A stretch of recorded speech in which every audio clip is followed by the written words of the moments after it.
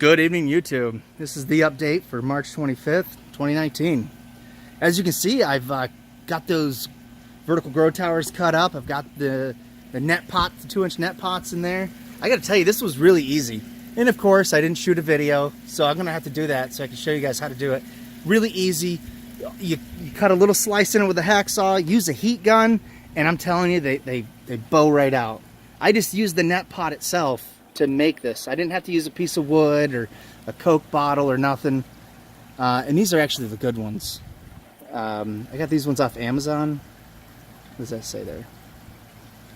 Yeah, Ponic Farms. They're good. They're really strong. I ended up getting these other ones from Fleabay, and they are chintzy. I mean, they'll probably work. They'll probably be all right. But if you can get I would get these.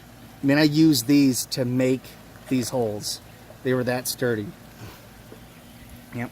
So the way I did it there's I think I did 14.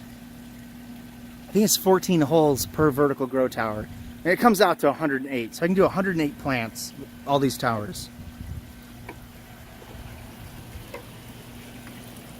Got some lettuce, and there's basil in here, and strawberries. There's the strawberries I told you guys about. Look at this, we have some flowers. More flowers there coming out.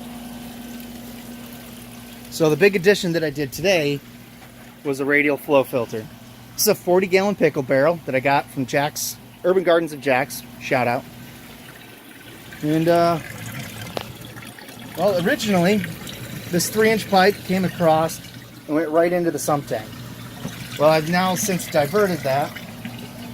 Comes down to a 2-inch reducer, 245s, and then 2-inch uniseal. It comes up, and then it's a 2-inch standpipe. And I just took a recycled 5-gallon bucket, plugged up the holes in the side, put some extra holes in the bottom, and this seems to be doing all right. It's only been running for 2 hours, so we'll see what kind of solids I get here in a couple days. Here's the 2-inch outlet. Never mind this little extra pipe. It's just a random piece that I had. You know, you just got to work with what you got, you know. It comes out here and kicks off to the side. There's another addition. This is my 2-inch strainer. This is just to catch random debris that comes out of the grow beds. I also added a 1/2-inch float valve, and this is directly connected to the water main for the house. So if this gets low, it'll top it up automatically. It shouldn't need to do it very much, so I'm not really worried about chlorine and all that nonsense. It'd be very little at best. So right now I'm running 2 PondMaster 950s, and these have the ability to service the entire system. They come up together, they come up to where that 2,000 watt heating element is, they merge together, and then they break off and they service the whole system. But for temporary, I'm running an additional PondMaster 1200, and this guy's coming up and going right into the fish tank. And all I'm doing with this is just trying to hyper circulate the water because I've stirred it up so much. I want to get that water through this radial flow filter. So when the time comes, I'll be able to drain out the solids. And this is perfect height for a 5-gallon bucket. Got a bulkhead fitting down there to 1 inch. Easy day. I've glued the stuff down here, but not up here, and this allows me to twist this out of the way.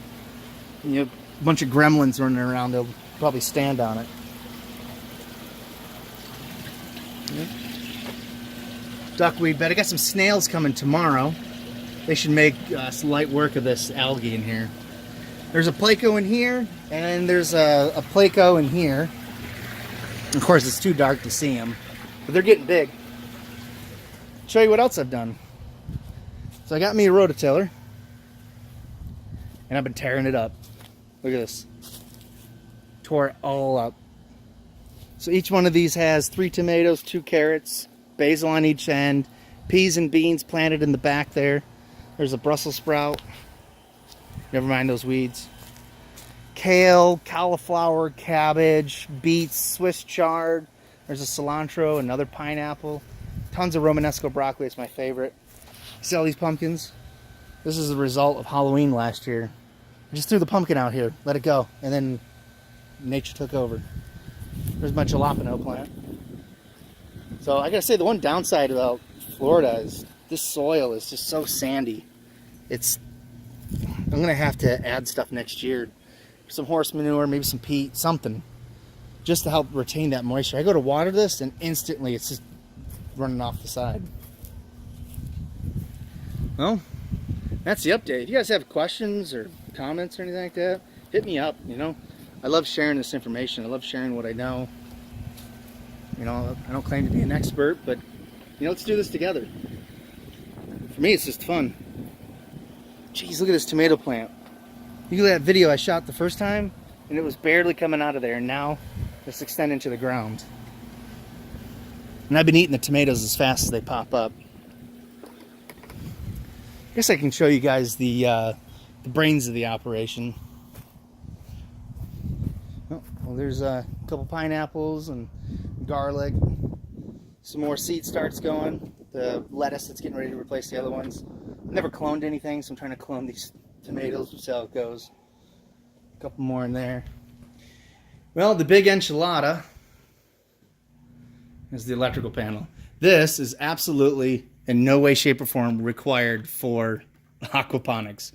I just like to overcomplicate shit. So what we have here is the Raspberry Pi, and this is running most everything. Then there's the Arduino.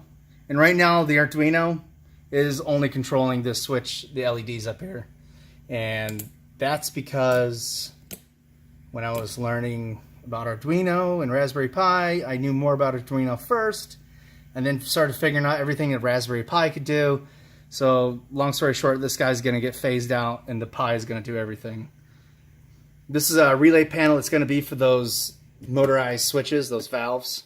Those valves in the system. I need to have an extra set of relays. I have a terminal board here. This is the PWM, the pulse width modulation to control the LED colors. And this is a multiplexer that's taking all the switch inputs and routing everything where it needs to go. 5, 12, and 24 volt power supply, a couple 30 amp relays, a couple circuit breakers. Can't be too cautious. This is a 24 volt AC power supply, and this is for something else. I bought those irrigation valves from Home Depot, and they restricted flow like you wouldn't believe. Oh, it was awful. I took them right back. So this guy's gonna come out of here. 8-channel relay. So this one here is controlling pump 1, pump 2, the third pump, and these ones aren't hooked up yet. And this one here is for that big 2,000 watt heating element. And it's not really, this isn't controlling 2,000 watts. It's that guy. If you watch, I flick the switch. Yeah, so if I put it into auto, it'll do it on its own when the temperature gets cold enough. You can see if I turn it on, you can.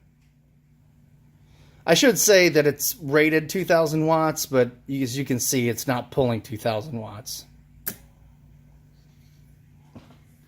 And these sensor wires are a mess. I need to get them routed up nice, make it look pretty.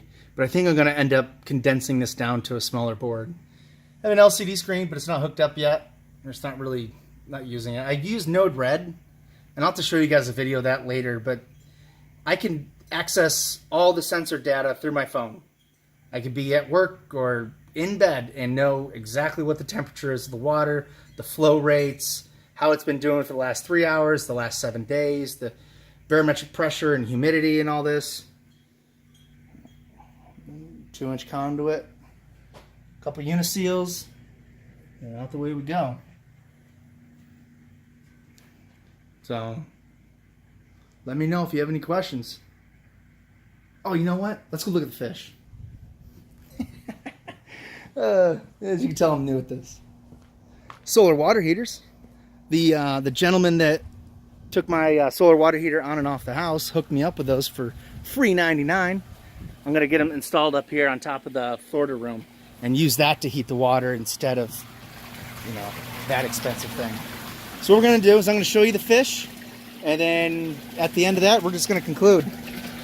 So I have 20 goldfish and 60 tilapia. see how they're doing.